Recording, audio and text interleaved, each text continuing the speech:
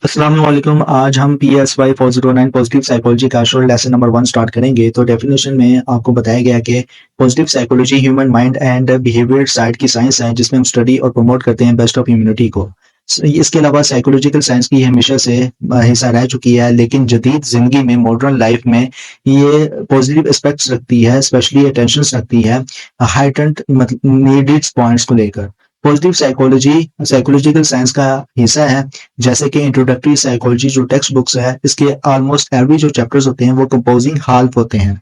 Objectives में बताया गया कि इस कोर्स का इंट्रोड्यूस करवाने का ऑब्जेक्टिव क्या है, पर्पस क्या है, इसमें बताया गया। तो इसको मुझे पढ़ने की जरूरत नहीं है बहुत से, क्योंकि ये पेपर पॉइंट ऑफ व्यू से इतना इंपॉर्टेंट नहीं है। लर्निंग आउटकम्स में बताया गया कि इस कोर्स को पढ़ने के बाद आपको क्या क्या कॉम्पिटेंसी, क्या क्या एबिलिटी हासिल हो जाएगी और क्या क्या नॉलेज आपका इनहेंस होगा। तो ये भी मुझे बताने की जरूरत नहीं है, क्योंकि ये पेपर पॉइंट ऑफ व्यू से इतना इंपॉर्टेंट नहीं है। तो ये जस्ट कैजुअल आप खुद रीड आउट कर लीजिएगा। उसके बाद है टेक्स्ट बुक्स। टेक्स्ट बुक्स में आपको यानी कि कुछ बुक्स के नाम्स और इनके राइटर्स के नाम्स आपको दिखने को मिल जाएंगे। तो ये भी पेपर पॉइंट ऑफ व्यू से तो इम्पोर्टेंट हो सकता है, क्योंकि आपसे पूछा जा सकता है कि पॉजिटिव साइकोलॉजी के नाम से जो पब्लिश हुई थी बुक लंदन में, वो किसने पब्लिश की। इसके अलावा जो विलियम सी की जो टेक्स्ट बुक है उसका नाम क्या है पॉजिटिव साइकोलॉजी का। तो ये आपको पेपर पॉइंट ऑफ व्यू से पूछा जा सकता है, तो यानी कि 10 to 20%। रेफरेंस बुक मतलब कि इस बुक में ये जो लेसन नंबर 1 है या ये पूरे ओवरऑल जो बुक्स है, ये कोर्स की जो किताब है, इसके लिए कहाँ से मटेरियल दिया गया है, ये रेफरेंस बुक की मतलब आपको बता दी गई है। इसके अलावा ये कुछ बुक्स हैं और इन्हीं में से इन बुक्स की जो पिक्चर्स हैं वो यहाँ पे आपको शो हो रही होंगी। एक्चुअल अगर आपने इन बुक्स को रीड आउट करना है और अपना नॉलेज इंक्रीज करना है, इनहेंस करना है, तो इसी वीडियो के डिस्क्रिप्शन में आपको इनका लिंक मिल जाएगा। आप डाउनलोड करके अपना नॉलेज जो है वो इंक्रीज कर सकते हैं, इनको स्टडी कर सकते हैं। इसके अलावा जो टीचिंग स्ट्रेटजीज में ये भी इंपॉर्टेंट नहीं है पेपर पॉइंट ऑफ व्यू के हिसाब से। इसमें जस्ट जो आपके कोर्स के जो इंस्ट्रक्टर्स हैं या टीचर्स हैं, टीचर या फिर जो सुपरवाइजर है, उसको बताया गया है कि किस तरह से वो कोर्स को डिजाइन करेगा, किस तरह से वो कोर्स को कंटेंट को अंडरस्टैंडिंग लेवल पे स्टूडेंट्स को समझाएगा, और किस तरह से वो शॉर्ट पेपर जो है वो असाइनमेंट के हवाले से वो प्रिपेयर करेगा, और किस तरह से वो PPT फाइल यानी कि प्रेजेंटेशन वगैरह स्टूडेंट्स को देगा। तो ये इंपॉर्टेंट नहीं है। इसके अलावा ये जो जियोड बर्नेट जो शाह है, इसने एक फेमस साइकोलॉजिस्ट है, इसने एक क्वालिजरी बताया है। इस क्वालिजरी में बस इसने ये बताया है कि किस तरह जब आप लोगों को अच्छी चीजें दिखती हैं ना, तो आप कहते हो क्यों, मगर मैं उन चीजों का ख्वाब देखता हूँ जो कभी ना थी, और कहता हूँ क्यों ना। मतलब कि बर्नेट जो शाह है ना, ये कहना चाहता है कि हम हमेशा नया, बेहतरीन और अनोखे ख्यालात का सामना करना चाहिए, और हमें हर मुश्किल का नए तरीके से हल करने की कोशिश करनी चाहिए। ये जो जियोड बर्नेट शाह का ना, मुख्तसर अगर बताऊं, ये इनोवेशन और पॉजिटिविटी को इंकरेज करने का एक मोटो है, क्वालिजरी है या क्वेट है। उसके बाद what is positive psychology. Positive psychology एक किस्म की साइंटिफिक और प्रैक्टिकल प्योर है, इसके लिए ऑप्टिमल ह्यूमन फंक्शंस के लिए, और ये आर्ग्यू करती है, लॉन्ग टर्म फोकस करती है वीकनेस और इलनेस पे। इसके अलावा जो पॉजिटिव साइकोलॉजी की जो ज्यादातर एफर्ट्स है वो शिफ्ट फोकस पे होती है, जो हमारी जो वर्स्ट थिंकिंग्स होती है, खराब थिंकिंग्स होती है, उनको रिपेयर करती है, और रिपेयर करने के बाद हमारी जो पॉजिटिव क्वालिटी है वो बिल्ड होती है और इंक्रीज होती है। आज के ट्रेडिशनल इसका जो फोकस है, जदीद जो फोकस है इसका पॉजिटिव साइकोलॉजी का, वो पैथोलॉजी पर है। ये भी पेपर पॉइंट ऑफ व्यू से इंपॉर्टेंट नहीं है, फंडामेंटल क्वेश्चंस वगैरह इसको मैं स्किप कर रहा हूँ। उसके बाद डायमेंशंस ऑफ पॉजिटिव साइकोलॉजी। ये डायमेंशंस ऑफ पॉजिटिव साइकोलॉजी में बताया गया है कि रेंज ऑफ पॉसिबल इंटरेस्ट जो है पॉजिटिव साइकोलॉजी का बहुत बड़ा था, जो कि इसको क्विट कर दिया गया, मतलब कि छोड़ दिया गया। ताहम इसकी जो ब्रॉड डायमेंशंस है पॉजिटिव साइकोलॉजी की, वो न्यू जनरल वे में है। और इस पॉजिटिव साइकोलॉजी का जो फोकस है इंसानी तजुर्बात को लेते हैं, वो 3 एरियाज पर है। और वो 3 एरियाज कौन कौन से हैं? सब्जेक्टिव लेवल है, इंडिविजुअल लेवल है, और सोसाइटल ग्रुप लेवल है। अच्छा, सब्जेक्टिव लेवल में आपको पॉजिटिव सब्जेक्टिव स्टेट्स के हवाले से पॉजिटिव साइकोलॉजी का जो फोकस होता है पॉजिटिव सब्जेक्टिव स्टेट्स पे होता है, सब्जेक्टिव लेवल पे। यहाँ पे पॉजिटिव इमोशंस पे होता है, जैसे कि हैप्पीनेस, जॉयस या satisfaction with life, relaxation, love, intimacy and contentment में।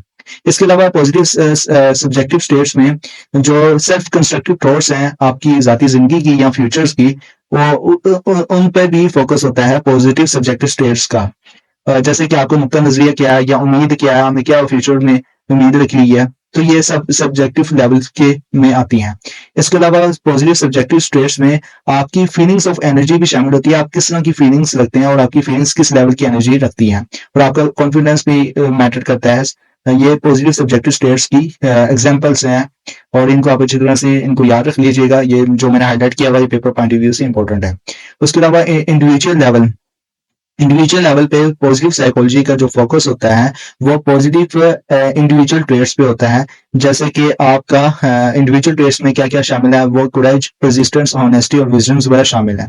इसके अलावा जो पॉजिटिव साइकोलॉजी है ये जब स्टडी करती है तो स्टडी करती है पॉजिटिव बिहेवियर्स पर या ट्रेट्स पर जो कि हिस्टोरिकल यूज हो चुकी हैं, और डिफाइन करती है कैरेक्टर स्ट्रेंथ्स को और विचुअल्स को। इसके अलावा इसमें जो शामिल होती है वो डेवलप एस्थेटिक सेंसिबिलिटी भी शामिल होती है इंडिविजुअल लेवल्स पे। उसके बाद सोसाइटी ग्रुप लेवल पे पॉजिटिव साइकोलॉजी का जो फोकस होता है वो पॉजिटिव इंस्टीट्यूशंस लेवल पे होता है, मतलब कि क्रिएशंस पे, डेवलपमेंट पे और मेंटेनेंस पे। इसके अलावा ये बहुत से इश्यूज को एड्रेस करती है positive psychology society group level में। जैसे कि डेवलपमेंट ऑफ ए स्वीक विचुअल्स हो गया, क्रिएशंस ऑफ हेल्थी फैमिलीज हो गया, इवन दैट आपकी जो वर्क इन्वायरमेंट्स है या पॉजिटिव जो कम्युनिटीज है उनके जो आपस में इश्यूज है उनको रिजोल्व करने के लिए ये जो सोसाइटी ग्रुप लेवल जो है पॉजिटिव साइकोलॉजी इस पे फोकस करती है। और ये डायमेंशंस ऑफ पॉजिटिव साइकोलॉजी की तीन तरह की डायमेंशंस थी पॉजिटिव साइकोलॉजी की, सब्जेक्टिव, इंडिविजुअल लेवल और सोसाइटल ग्रुप लेवल। ओके, उसके बाद है पॉजिटिव उसके बाद है साइकोलॉजी फॉरगॉटन मिशंस, मतलब कि साइकोलॉजी जो थी उसको इजीली अडेप्ट नहीं करते थे पुराने दौर में। इस पर फोकस नहीं था साइकोलॉजी पर, और ना ही हेल्थ को लेकर पॉजिटिव एस्पेक्ट्स जो होते हैं जो ह्यूमैनिटी पे असरअंदाज हो सकती है साइकोलॉजी इसको लेकर। फिर क्या हुआ कि असल हकीकत क्या थी कि जो मैनी प्रोफेशनल्स थे इन्होंने साइकोलॉजी को बहुत ही वो साइकोलॉजी की स्टडी को इग्नोर किया था, और इसकी जो पॉजिटिव साइड्स थी ह्यूमन बिहेवियर्स को इसको भी इग्नोर किया था। फिर स्लिगमैन ने वर्ल्ड वार 2 में 3 तरह के जो मिशंस थे उनको नोट किया साइकोलॉजी में, जिसमें अर्ली जो मिशन था उसमें क्योर मेंटल इलनेस मिशन शामिल था। इसमें बताया गया था कि जो इसके जो नताइज ये निकले थे कि जितने भी मेंटल इलनेस के जो लोग हैं इनके टेरिबल नताइज निकले थे उस दौर में। और इस मिशन का जो मकसद था वो ये था कि ये फैमिलीज और जो कम्युनिटी के लोग हैं जो जिनको मेंटल इलनेस इश्यूज फेस करने पड़ रहे हैं उनको साइंटिफिक मेथड के साथ इनका जो है वो सॉल्यूशंस फाइंड आउट किया जा सके।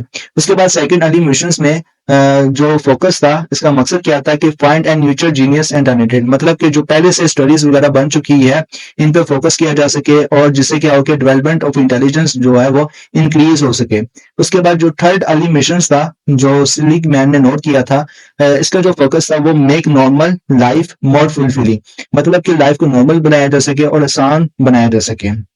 और इसमें इसका जो फोकस था इसमें ये था कि जितनी भी लाइफ की जो रीजनेबल जो अमाउंट ऑफ टाइम है ना उसको यूटिलाइज करते हैं ना इमीडिएटली तौर पर सेटिस्फाई किया जा सके और हैप्पी लाइफ बनाई जा सके इंसानी जिंदगी की। इसके अलावा इसमें नीचे इस पैराग्राफ में बताया गया कि 1950 से पहले ये जितने भी जो ट्रीटमेंट मेंटल इलनेस थे ना ये अच्छे साबित हुए थे, लेकिन क्या हुआ कि वक्त गुजरने के साथ ये रियली तौर पर इंसिक्टेड मेंटल इलनेस नहीं थे, मतलब कि ये दिमागी बीमारियों का इलाज जो होता वो असल में नहीं था। क्यों? क्योंकि इसी से वो से पैसिव क्रिएचर्स वो जो थे वो निकल के सामने आए थे, जिसमें बच्चों को भी एज अ रिप्रेस्ड इम्पल्सिव के तौर पर ये इस्तेमाल किया जाने लगा। इन्वायरमेंट भी मुतासिर हुआ, यहाँ तक कि जेनेटिक जो फैक्टर्स थे वो भी मुतासिर हुए थे। और फिर क्या हुआ कि साइकोलॉजिस्ट जो थे उन्होंने जो ब्रेन थे ना उन पे एक्सपेरिमेंट करते हुए ब्रेन को डैमेज करना शुरू कर दिया। डैमेज जो चाइल्डहुड ब्रेन डैमेज करना शुरू कर दिए, डैमेज हैबिट, और जिसकी वजह से क्या हुआ कि हैबिट्स भी कुछ थी वर्ड भी डैमेज होना शुरू कर दिए हो गए, और डैमेज ड्राइव्स होना शुरू होगी। और जिससे क्या हुआ कि जो वर्ल्ड वार 2 में जब ये जंग का खात्मा हो रहा था तो ये 2 लेवल के जो मिशंस थे जिसमें ये मेक नॉर्मल लाइफ फुलफिलिंग और find and nurture genius and talented. ये जो मिशंस थे, इनके जो मकसद थे वो बढ़ा दिए गए थे। वीडियो कैसी लगी है कमेंट्स में लाजमी बताएं। चैनल को सब्सक्राइब करना मत भूलें। अगर ऑलरेडी हमने चैनल को सब्सक्राइब किया हुआ है तो वीडियो को लाइक करें, शेयर करें। इंशाल्लाह मिलते हैं नेक्स्ट वीडियो में। अल्लाह हाफिज।